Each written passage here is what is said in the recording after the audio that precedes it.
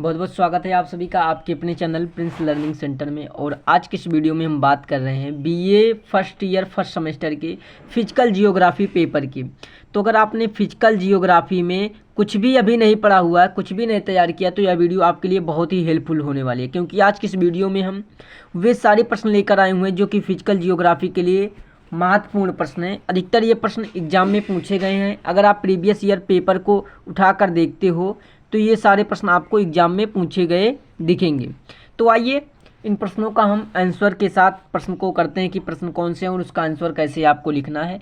तो वीडियो में लास्ट तक जरूर बने रहिएगा, बहुत ही इंपॉर्टेंट क्लास होने वाली है। चैनल पर पहली बार आए चैनल को सब्सक्राइब कर बेल आइकन को ऑन कीजिएगा ताकि आने वाली वीडियोज का नोटिफिकेशन आपको मिलता रहे। तो आइए शुरुआत करते हैं। सबसे पहला प्रश्न जो है वेरी इंपॉर्टेंट प्रश्न कह सकते हैं आपकी, अपर्दन चक्र क्या है। अगर ये 3 नंबर में पूछता है प्रश्न तो ऐसे पूछता है कि अपर्दन चक्र क्या है, 3 नंबर में प्रश्न पूछ लेता है। लेकिन जब इस प्रकार ये प्रश्न पूछता है कि अपर्दन चक्र क्या है, डेविस के भौगोलिक चक्र की संकल्पना की व्याख्या कीजिए, तब ये आपसे 6 नंबर में पूछेगा या फिर 10.5 नंबर में पूछेगा। ठीक, तो ये लॉन्ग में प्रश्न पूछेगा अगर इस तरह से प्रश्न पूछेगा। तो आइए अपर्दन चक्र क्या होता है और डेविस के भौगोलिक चक्र की संकल्पना की व्याख्या करते हैं। सबसे पहले हम जानते हैं कि अपर्दन चक्र होता क्या है। ठीक, अपर्दन चक्र साइकिल ऑफ इरोशन, ठीक, इर्सन भू आकृत विज्ञान की वह संकल्पना है। क्या अपर्दन चक्र क्या है? भू आकृत विज्ञान की वह संकल्पना है जो बताती है कि पृथ्वी की सतह पर विभिन्न एजेंट्स जैसे कि जल, वायु, हिम आदि के द्वारा अपर्दन परिवहन और निक्षेपण की प्रक्रियाएं लगातार चलती रहती हैं, जिससे स्थलाकृत क्रमशः विकसित होकर अंततः समभूमि में परिवर्तित हो जाती हैं। तो ये होता है अपर्दन चक्र। अपर्दन चक्र मतलब ये समझिए कि ये भू आकृत का वह विज्ञान की शाखा होती है। अपर्दन चक्र भू आकृत की मतलब जमीन की, धरती की, पृथ्वी की उस आकृत की वह संकल्पना होती है जो यह बताती है कि पृथ्वी की सतह विभिन्न एजेंट्स जैसे कि जलवायु, हिम आदि द्वारा अपर्दन परिवहन और निक्षेपण की प्रक्रियाएं लगातार चलती रहती हैं। ठीक, जिससे स्थलाकृत क्रमशः विकसित होकर अंततः समभूमि में परिवर्तित हो जाती हैं। तो ये भू आकृत है। ये 3 नंबर के लिए बहुत ज़्यादा इंपॉर्टेंट है, वेरी इंपॉर्टेंट कह सकते हैं आप इसको। भू आकृत से आप क्या समझते हैं। ठीक, अपर्दन चक्र क्या है, अपर्दन चक्र क्या है। अब इसके बाद आइए डेविस के भौगोलिक चक्र की संकल्पना क्या है, व्याख्या उसकी करते हैं। तो इसको कैसे लिखना है आपको, तो यहाँ पर देखिए डेविस की अपर्दन चक्र की संकल्पना। ठीक, तो WM डेविस तो 1899 में इन्होंने 1899 में इन्होंने क्या अपना संकल्पना दिया था। 1899 में डेविस ने भौगोलिक चक्र का विकास क्रमानुसार 3 प्रमुख अवस्थाओं में बांटा है।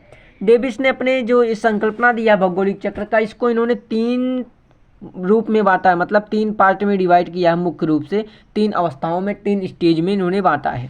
पहला कि प्रारंभिक अवस्था, यूथ स्टेज, युवा अवस्था, प्रारंभिक अवस्था, यूथ स्टेज।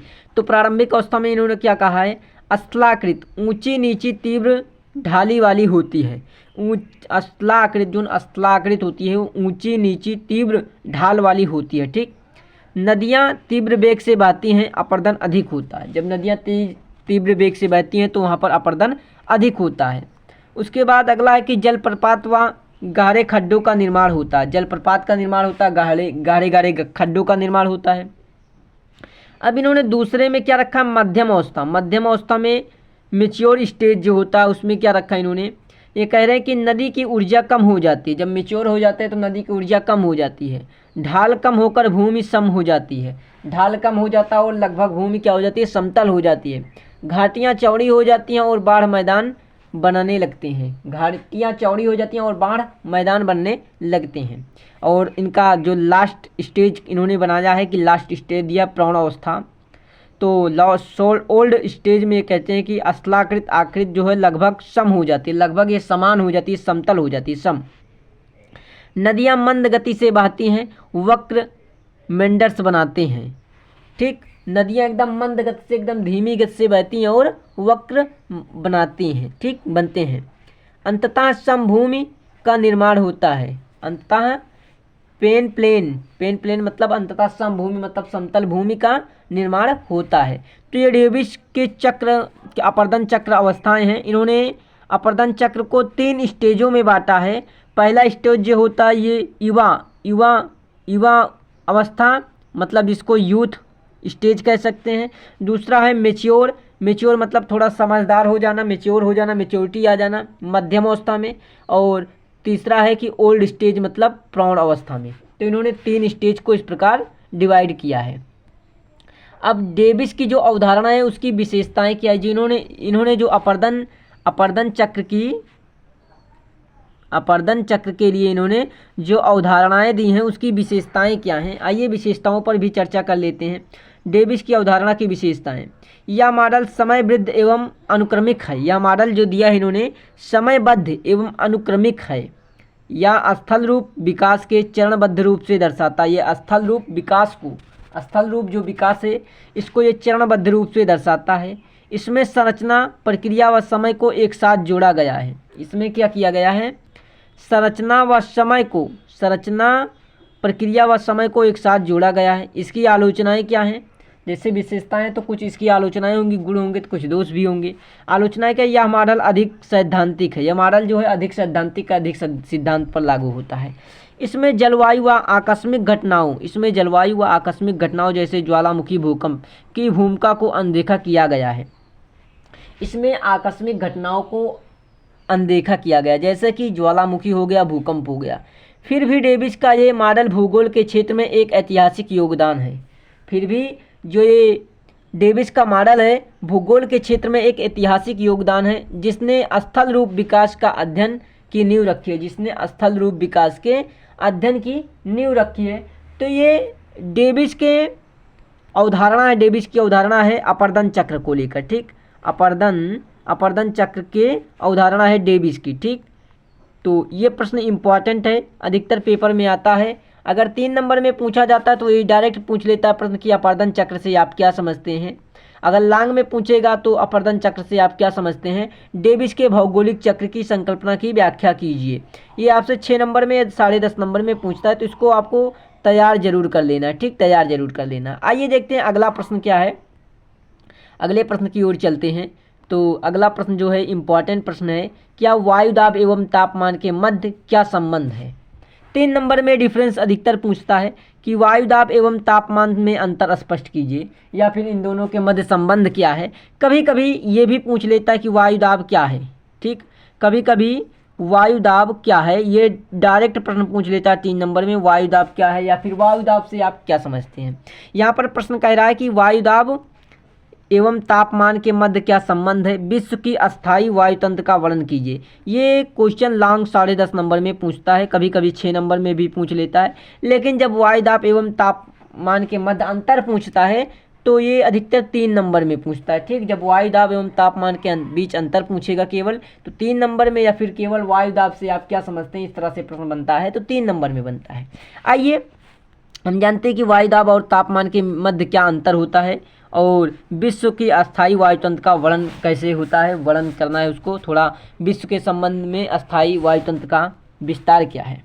तो सबसे पहले हम ये जान लेते हैं कि वायु दाब एवं तापमान के बीच संबंध कैसा संबंध है, अंतर क्या है इनमें, ठीक। वायु दाब और तापमान का संबंध, ठीक, वायु दाब एवं तापमान का संबंध। वायु दाब और तापमान के बीच घनिष्ठ और प्रतिलोम का संबंध होता है।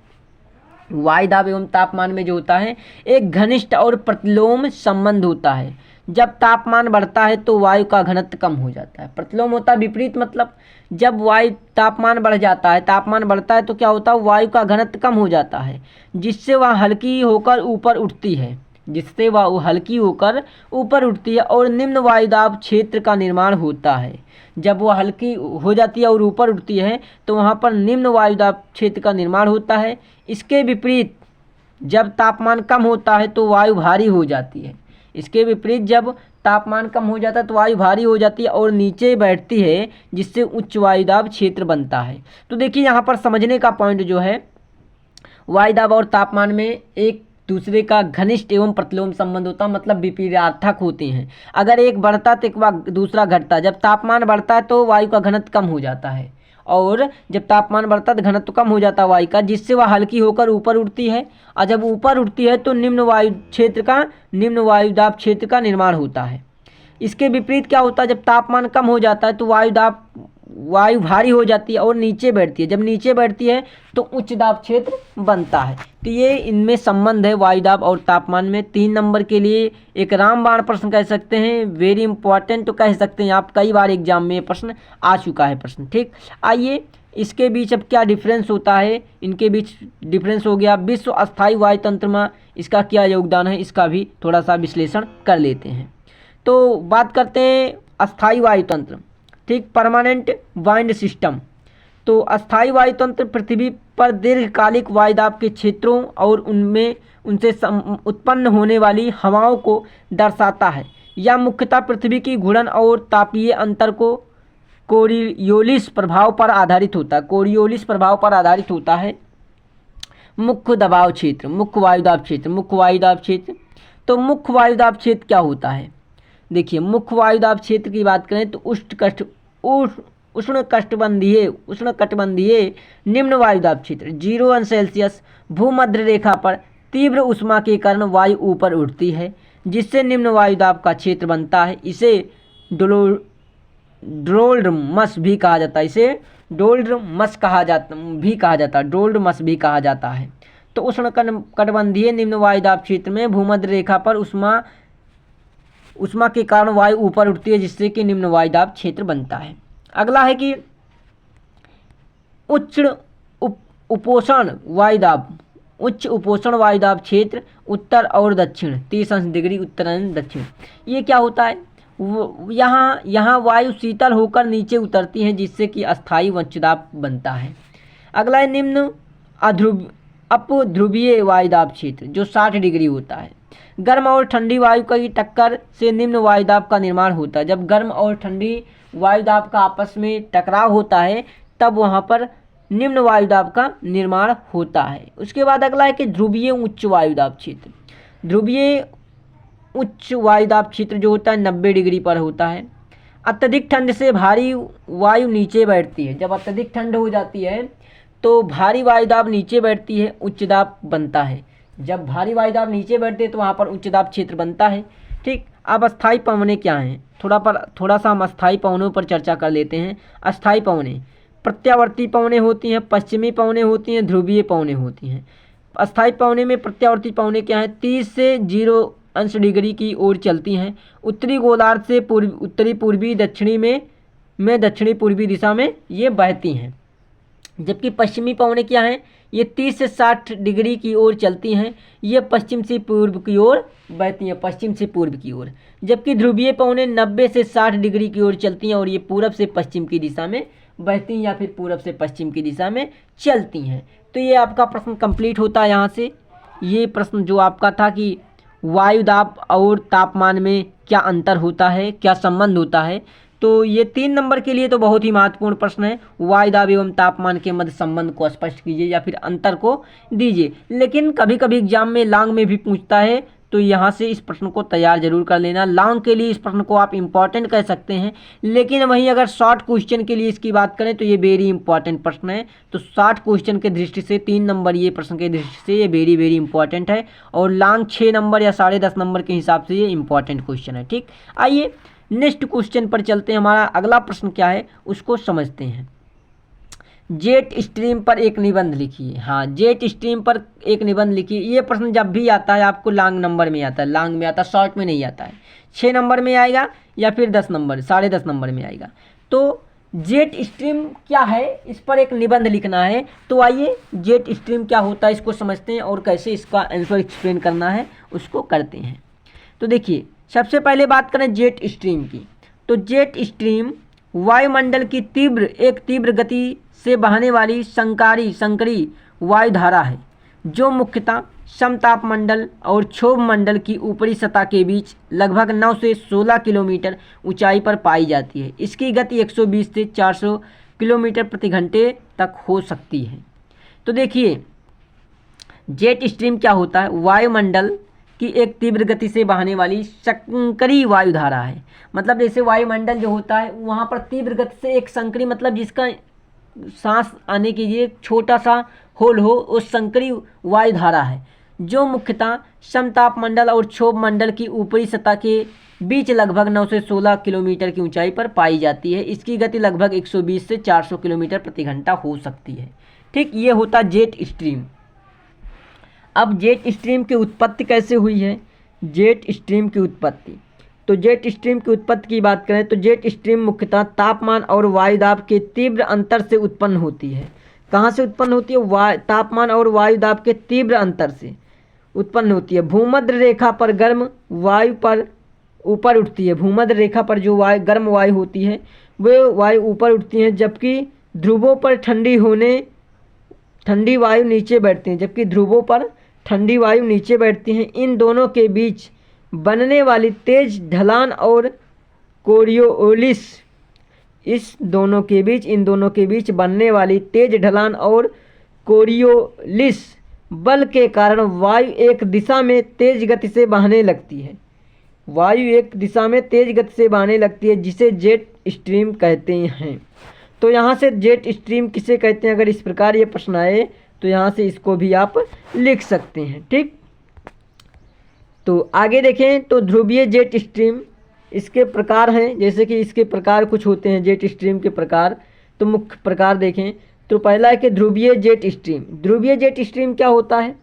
यह 60 डिग्री अक्षांश के आसपास पाई जाती है।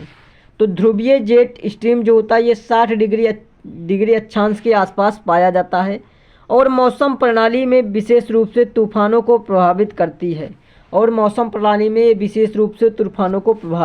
है। अगला है कि उष्णकटिबंधीय जेट स्ट्रीम। तो यह 30 अक्षांश के आसपास होती है और मानसून पर इसका विशेष प्रभाव होता है। भारत में जेट स्ट्रीम का प्रभाव गर्मियों में उष्णकटिबंधीय जेट स्ट्रीम पर उत्तर की ओर खिसक सकती है। देखिए, गर्मियों में उष्णकटिबंधीय जेट जो होता है स्ट्रीम उत्तर की ओर खिसक जाती है, जिससे मानसून सक्रिय होता है। जिससे मानसून सक्रिय हो जाता है। ठीक, सर्दियों में पश्चिमी विक्षोभ ध्रुवीय जेट स्ट्रीम के कारण भारत के उत्तर पश्चिम भागों में वर्षा और हिमपात होते हैं या फिर हिमपात लाते हैं। अब जेट स्ट्रीम का महत्व क्या, इम्पोर्टेंस क्या जेट स्ट्रीम की? तो यह मौसम की भविष्यवाणी में सहायक होती है। जेट स्ट्रीम क्या होता है? मौसम की भविष्यवाणी में सहायक होती है। हवाई यात्रा में इसकी दिशा का